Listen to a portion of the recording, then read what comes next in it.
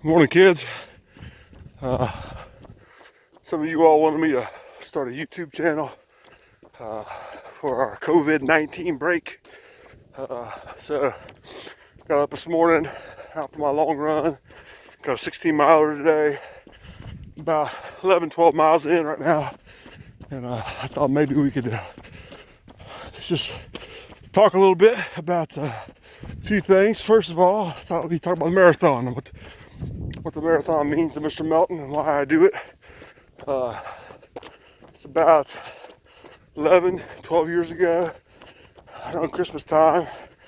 And of course, a lot of you know I probably mentioned that I played sports in college and was pretty good shape and decent athlete.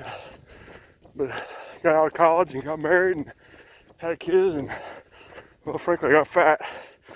And one Christmas, coming up on New Year's, my wife said she'd try to get in better shape and told me that if I didn't join her, she'd have a hard time with it. So I said, well, sure. So I went in and jumped on the bathroom scale, see how much I weighed. 300 pounds on the nose. 300 pounds. Holy crap. I got fat. So went outside and put on my running gear, went outside and decided to go for a little run. You know, playing soccer in college. Thought sure, get 3-4 miles in, no big deal. And I couldn't hardly run up the street without stopping and keeling over. So that was the beginning of my journey. And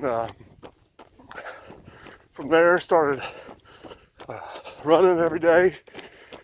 Started walk, run, until I could run, and started running more. And I signed up for a few races and did a Thanksgiving Day race, which was a 6-miler, and then a mini heart marathon, which is a 15 mile. No, I think it's 15 miles. Anyways, it started getting me thinking about maybe someday I could run a marathon. And then 5 years ago, a good friend of mine who I played soccer with in college, Mark Hagee, who's the principal in Pendleton County, he ran a few marathons. He asked me if I'd like to do one with him, so I did. And I gotta tell you, man, it was the hardest thing that I'd ever done. It was difficult. There was many times I wanted to quit. Harder than anything I did soccer-wise. Physically, it was super challenging, and but I did it, and I was good all the way through the marathon until about mile 20, 21, and then I hit what they call the wall, and then I was just running from water station to water station, trying to rehydrate and get myself back in it. And just a cool story is there was a lady up in front of me, and we were about 3 miles from the finish line, 3-4 miles, and I just ran by her. She was walking, and I said, if I don't stop, you don't stop. And I didn't see her again because I just kept running. But when I got home and we had celebrated and everything, and later that evening, you can go online and check your pictures out, you know, and there's some funny ones like me of carrying water going, because I'm dying. But at the finish line, the picture of me, and I got my hands raised, and I'm like, is this lady that I passed 3 or 4 miles before the finish line. And she stayed right on my shoulder. And I guess it's just an encouraging word to you, you know. Maybe you're out of shape.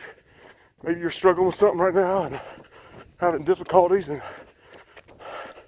listen, if I can run a marathon, a fat man like I was, you can do anything. And sometimes maybe you're good at something. Maybe the person next to you just needs an encouraging word, just to keep them going. You never know what one little word somebody may mean to them, good or bad. And you say positive things to them, and it may change their life. You also, if you're mean or you're hateful, it could really hurt somebody. You may not mean it that way, but just always be careful in what you say and how you say it to people. So we're on the COVID-19 break. Coming up this week in my U.S. history class, we're going to talk about Mexicano contributions to the United States. I had this picture picked out all for Tammy Callahan because I know how much she likes to look at dudes, and I was expecting her to say, "Mr. Melton, he is so hot." I'm disappointed I won't get to hear that, but we're going to talk about how out west the Mexicans and the influence that they really had on our culture. You know, today's society, Mr. Melton feels like there's times where Mexican Americans are almost a second-class citizens, and they're not. They were here long before us, and they have a part of who we are. We're a part of who they are. So we're going to read about that this week and study about that. So I want to encourage you, if you're in the U.S. history class, to read. And I got a challenge for you. I want you to maybe look up some authentic Mexican recipes. And while your parents are at work this week, maybe when they come home, you could fix them an authentic Mexican dish. Just a little history on nachos I read one time. There's people in Texas, and they crossed the border. This is a long time ago. And they wanted to have some real authentic Mexican food. And this guy who was a Mexican said the kitchen was closed. And of course, like most Americans, were pretty demanding. And they demanded they want some Mexican food. So he took some tortilla chips, threw some cheese on them, gave him some salsa. So there's your real Mexican dish. And actually, it wasn't even Mexican. First time it was ever made. It's called nachos. Now we eat them like crazy. So this week, go out there and make your family an authentic. Look it up. See if you can find an authentic one. Tres leche would be a great one for dessert.